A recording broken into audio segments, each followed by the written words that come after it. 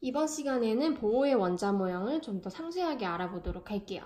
자, 우리가 수업 시간에 관찰한 수소의 선 스펙트럼, 즉 핵빛의 스펙트럼과 달리 수소의 선 스펙트럼은 불연속적이라는 특징이 있었죠. 이러한 현상을 설명하기 위해서 오로지 이 스펙트럼을 설명하기 위해 보어는 새로운 원자 모형을 제안하게 됩니다. 중심에 원자핵이 있고 전자들이 운동을 할 수 있는 껍질, 양파처럼 이렇게 껍질, 전자 껍질이 있다라고 제시를 했어요. 이 전자 껍질에 앞으로 번호를 붙여줄 건데 핵에서 가까운 순서대로 1, 2, 3, 4번으로 붙여주시면 돼요. 혹은 알파벳으로 표현을 할 때는 K부터 알파벳 순서대로 K, L, M, N으로 불러주면 됩니다. 뒤에 물론 더 있겠죠. 그리고 이 값을 n으로 표현을 하고요. 주 양자수라고 부를 때도 있을 거예요. 양자수라는 건 결국에는 보어의 원자 모형의 핵심이 이전과 다른 점이 있다면 양자화되어 있다라는 것이기 때문이에요. 그러면 이 에너지 껍질에 구체적인 에너지 값을 구해놨는데 이 에너지는 껍질의 제곱분의 1의 값에 비례를 해요. 실제적인 수치는 이렇고요. 항상 문제에서 제시를 해줘요. 부호가 마이너스인 이유는 전자가 핵에서 완전히 분리되었을 때를 0이라고 가정을 하고 이 상태보다 안정한 방향으로 표현을 했기 때문에 부호가 마이너스인 거예요. 자, 그러면 가장 안정한 상태에 있을 때 수소의 전자는 하나죠. 이때를 우리가 바닥 상태라고 부를 거고요. 바닥 상태가 아니라 다른 껍질로 이동했을 때, 두 번째 껍질에 있을 때, 세 번째 껍질에 있을 때 등등 좀 더 바닥 상태보다 불안정한 모든 상태를 앞으로 들뜬 상태라고 부르게 될 거예요. 자, 그러면 우리가 방정관에서 고전압을 흘려줬을 때 어떤 일이 일어나는지를 한번 생각을 해봅시다. 자, 바닥 상태에 있었던 수소에 고전압의 전류를 흘려주면, 전압을 걸어주면 전자들이 들뜨게 되겠죠. 다양한 껍질로 이동을 하게 돼요. 그러다가 다시 원위치로 오면서 안쪽 껍질로 올 때는 에너지를 방출하겠죠. 이 방출한 것을 우리가 이렇게 가시광선의 형태로 볼 수 있는 겁니다. 그렇기 때문에 사실 우리 눈으로 볼 수 없는 영역, 즉 적외선이나 자외선의 영역에도 방출선이 분명 있어요. 이 바깥에도 선들이 많이 있지만 우리 눈으로 볼 수 있는 영역이 가시광선 영역이다라는 거예요. 그래서 책에 보면 67쪽 아래쪽에 보면요. 이렇게 다양한 선들이 무수히 더 많다라는 거예요. 자, 그리고 중요한 게 이제 이 4개의 선을 설명하는 방법을 한번 알아볼 건데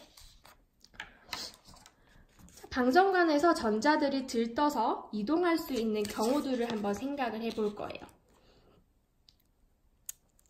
자, 하나씩 표현을 해볼게요.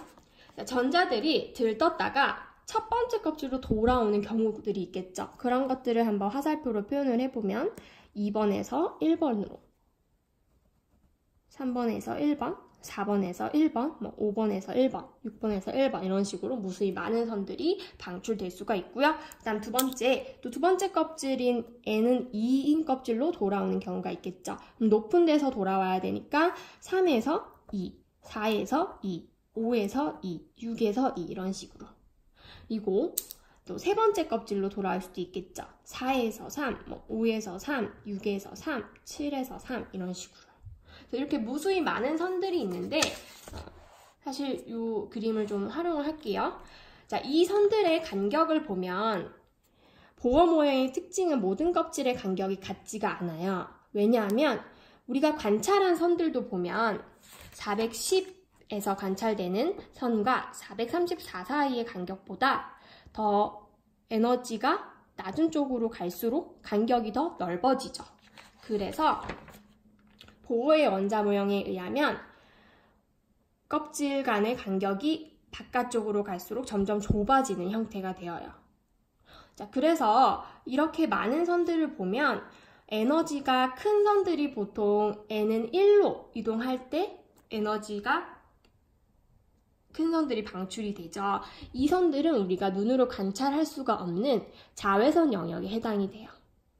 그리고 우리가 관찰할 수 있는 영역은 n은 2, 즉 두 번째 껍질로 이동할 때가 우리 눈으로 볼 수 있는 영역에 해당되더라는 거예요. 그래서 여기 보면 3에서 2, 4에서 2, 5에서 2, 6에서 2로 떨어질 때까지 이 사이의 간격까지만 우리가 눈으로 확인을 할 수가 있다. 그리고 7에서 2로 떨어지는 선부터는 다시 에너지가 더 커지기 때문에 자외선 영역에 속하게 되는 거죠. 그러면 가시광선보다 더 작은 빛을 방출하는 경우는 이 이후의 모든 선들이 되겠죠. 3번으로 떨어지는 선들, 4번에서 3번, 5번에서 3번, 6번에서 3번 이런 식으로 이런 영역들은 적외선 영역에 속하게 된다라는 거죠. 그래서 다시 한번 정리를 해보면 410에서 관찰되는 선, 이 4개 중에는 그나마 가장 에너지가 크다라는 거죠. 우리 파장이 짧으면 에너지가 크죠. 그리고 656에서 관찰되는 선이 에너지가 가장 작다라는 거죠. 자, 에너지와 파장은 반비례 관계에 있죠. 그래서 2번으로 가는 선 중에서 가장 짧은 선이 656에 해당하는 거고요. 그리고 4번에서 2번, 5번에서 2번, 6번에서 2번에 해당하는 선들이 우리가 관찰했던 선 4개에 해당하는 거예요. 만약에 이것들의 에너지 차이를 이 식에 넣어서 대입을 한다면 어떻게 계산을 할 수 있을까요? 이때는 절대값만 생각을 해주면 되기 때문에 한번 번호를 붙여서 식을 한번 제시해 볼게요. 1번부터. 자, 1번 선은 뭐와 뭐의 차이냐면 세 번째 껍질과 두 번째 껍질의 차이예요.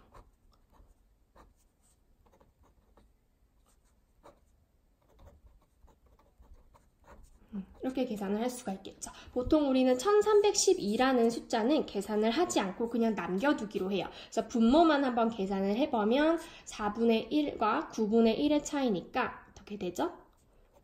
36분의 5 곱하기 1312가 되겠죠. 두 번째도 마찬가지고. 두 번째는 2번과 4번의 차이예요. 마찬가지로 1312를 남겨두고 앞에 것만 계산을 하면 되겠죠. 자, 이런 식으로 두 개의 선도 마찬가지로 한번 에너지 준위를 계산해서 여기에 들어갈 알맞은 숫자를 한번 찾아보는 거를 숙제로 낼게요. 그리고 수업 시간에는 이 수소선 스펙트럼을 좀 더 활용해서 문제에 한번 적용해 보도록 할게요.